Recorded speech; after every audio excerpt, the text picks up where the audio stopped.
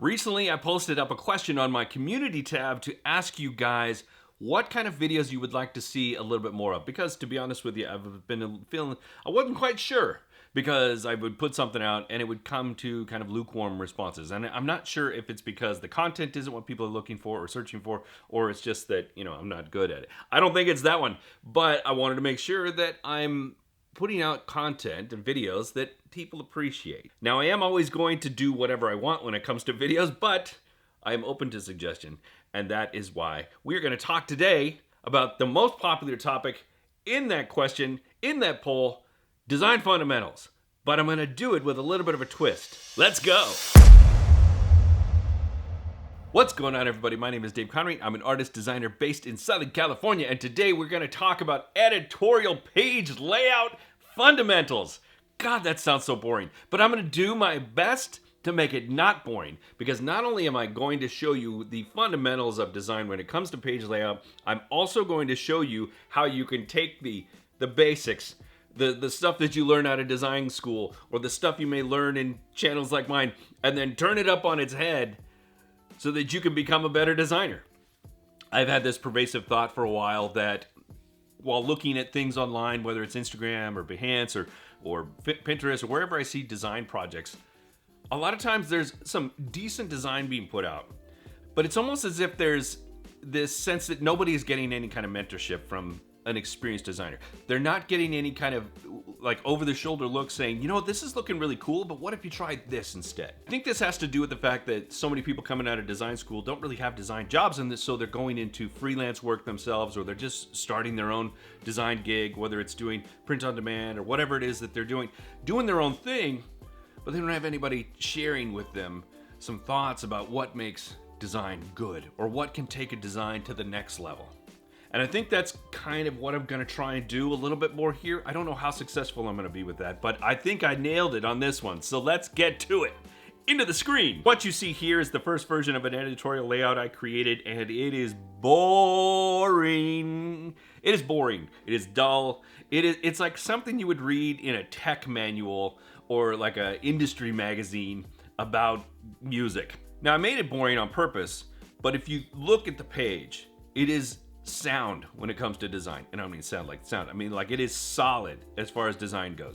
There's not a whole lot of interesting things happening, but this is by the book, hierarchy, white space, grid-based design. You get all the right elements on the page. You get the right typeface usage. You get all these different things that are important for editorial layouts or book layouts or whatever it is that you are trying to achieve. You get all those elements here.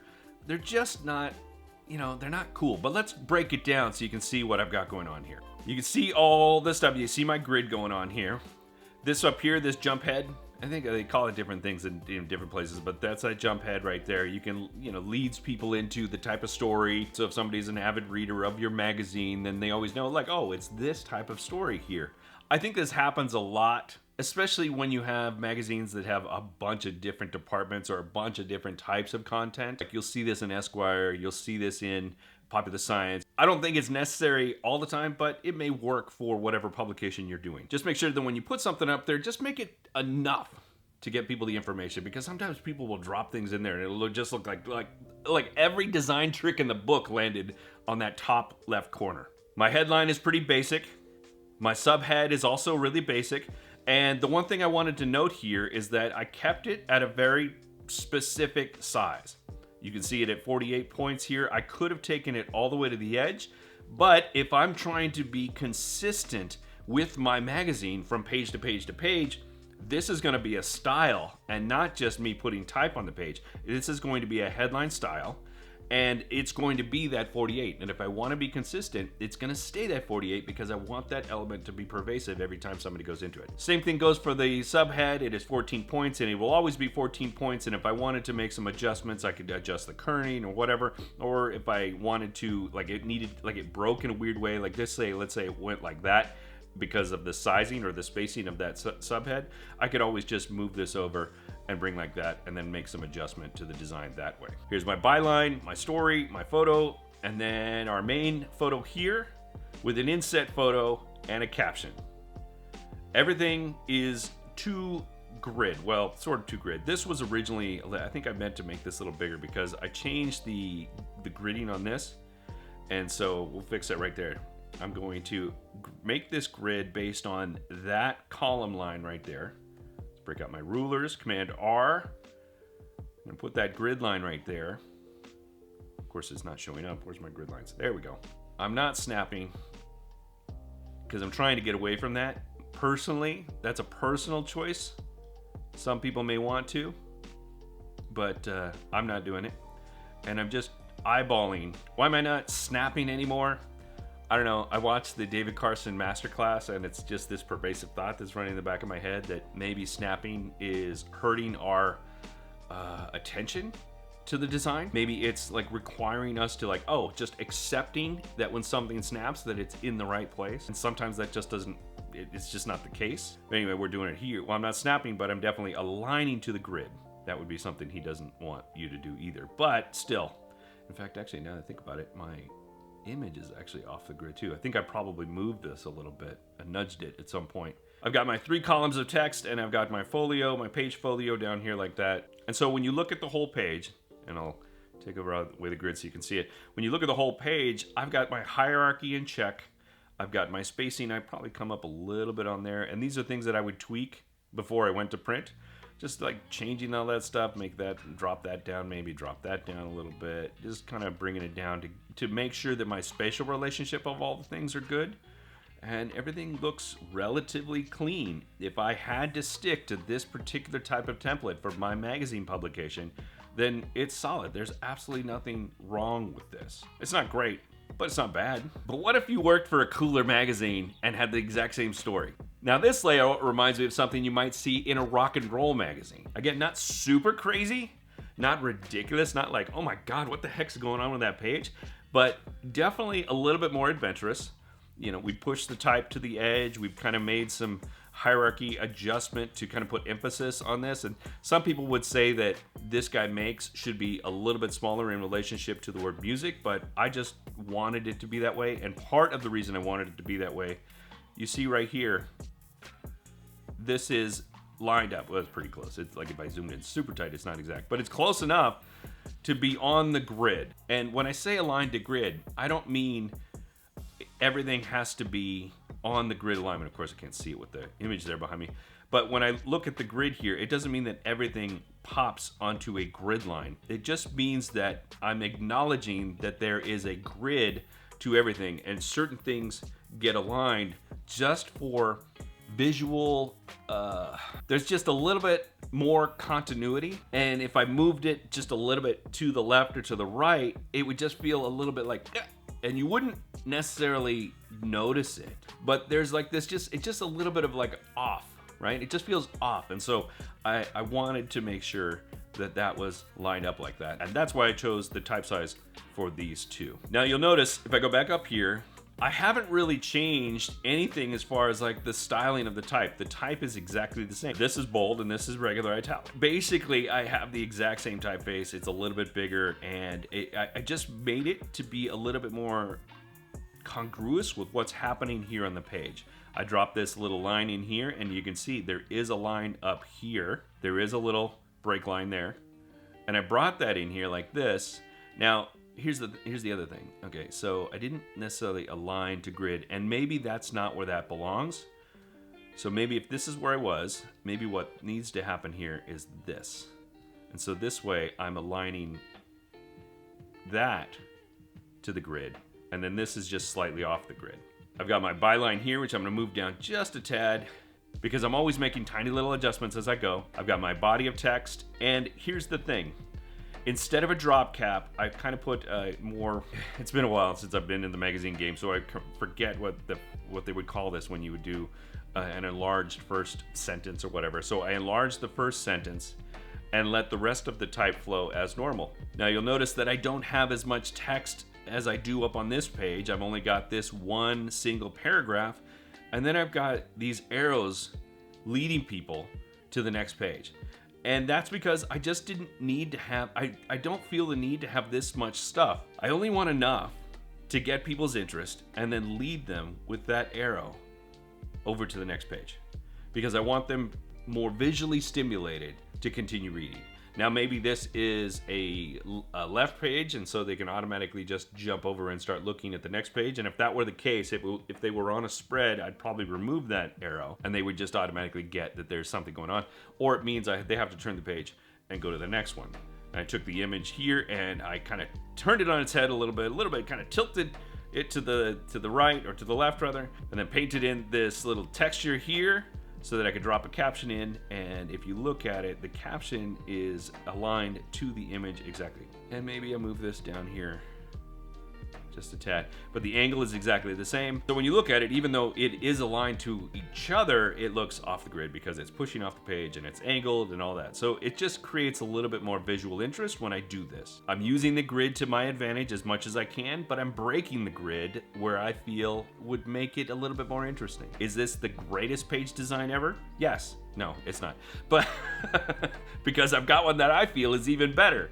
And I'll show you that right now. Now this would be if Dave designed his own music magazine and didn't give a damn what anybody thought. All of the essential elements are on the page. I've got the headline, I've got my subhead down here, and I've got my byline of stuff down there. There's no introductory text, there's no drop caps, there's none of that stuff because I just wanted to create some visual interest. And I just played around with some things, like dropping this arrow in here saying, this guy makes music. Because when somebody saw this image, like let's just delete this for a second. If somebody sees this, they're not necessarily gonna know who this guy is, right? They may know who this guy is, but they don't know who this guy is. And I do that because I wanted to create some sort of mystery about, whoa, what is this story about? And I think I've created that kind of mystery by doing that, so people are more engaged about that. Now, did I need to put the arrow in there? No, but I thought it was a little bit of a cheeky reference, and I'll tell you exactly why I used it. In fact, I've used it twice on this page, and maybe you've seen it and maybe you haven't. But if you go down here, you can see I've got another arrow right here because I want people to drive to the next page. It's this subtle reference to, hey, look over there. There's another thing going, there's more to the story. Just flip the page or look to the right. It's something, it's sitting right there. Go check it out. I hand drew my type here by going over to the photo persona while in Affinity Publisher. And I, just creating little elements to just kind of get people's attention. The type is completely independent on this page. Even though the majority of this is still Helvetica New medium italic, which is what it was on the other one. It's still like I'm changing it up because I've got some all caps, I've got the color range difference, I've got, like my kerning is all over the place because I just wanted to mess with it and let it be kind of, feel some kind of tension in there. And this is still the exact same typeface, except I put all caps here and then I didn't separate. I just letting people kind of get the idea of what I'm doing by using the type to kind of dictate, okay, that's new. That's not. This page is going to challenge people. It's going to challenge people to read it or just to absorb it. And maybe my type, maybe my hand letter type isn't the perfect representation. I just wanted to play with it and experiment. Maybe if I were to redo this, it would come out a little bit different. The goal for me was to push it. The goal for me was to take it to a level that I hadn't taken it to before, because this is what I would normally be used to when I was working in the magazine design industry. This is how I started, because I started on a very technical manual. And then as I got on, I worked on different magazines, and this is the kind of style that I would end up with towards the end of my magazine career.